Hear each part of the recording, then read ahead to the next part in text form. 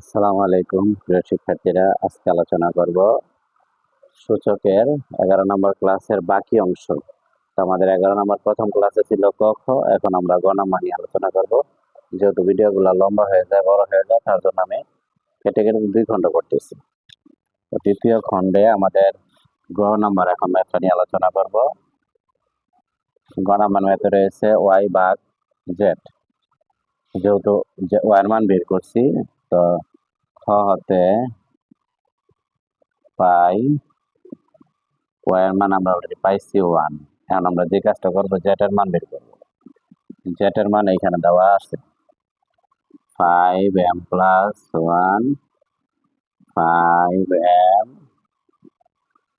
m minus 1 ভাগ 25m plus 1, m minus 1, m plus 1। এখন আমরা যে কাজটা করব, বেজ যেহেতু সমান, গুণ করে নেই, একটা লাইন কমাই নেই। m দ্বারা m এর m স্কোয়ার, m দ্বারা 1 এর m,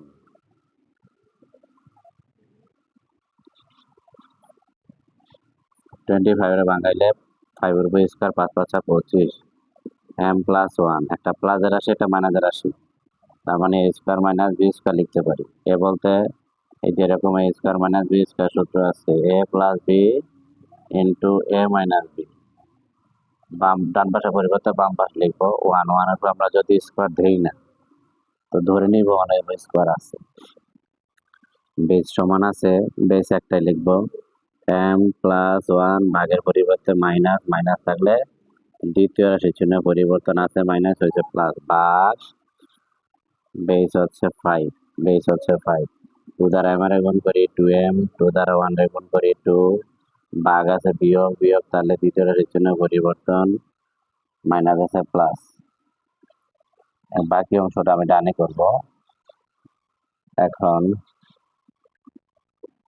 এখানে একটা m, এখানে একটা m, 2m 1 m স্কোয়ার, ভাগ থাকলে বিয়োগ, বিয়োগ হলে দ্বিতীয় রাশির চিহ্ন পরিবর্তন, প্লাস আছে মাইনাস, মাইনাস আছে প্লাস, আবার প্লাস আছে minus, m square, m square, 2m 2m 1 1, বাকি থাকে আমাদের শুধু -2, তার মানে 5 -2। এটা 5 এর উপর স্কোয়ার, ভাগের মাইনাসের পরিবর্তে ভাগ, উপরে কিছু না থাকলে 1, 5 5 25, তাহলে আমরা পাইলাম হচ্ছে জেড এর মান। এখন লেফট সাইডে আমাদের যে কাজটা করতে হবে, ওয়াই ভাগ জেড।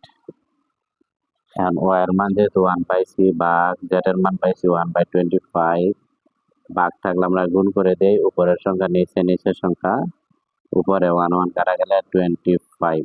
এই ছিল আমাদের 11 নম্বর ক্লাসের পরের অংশ বা গ নাম্বার ম্যাথ। আল্লাহ হাফেজ।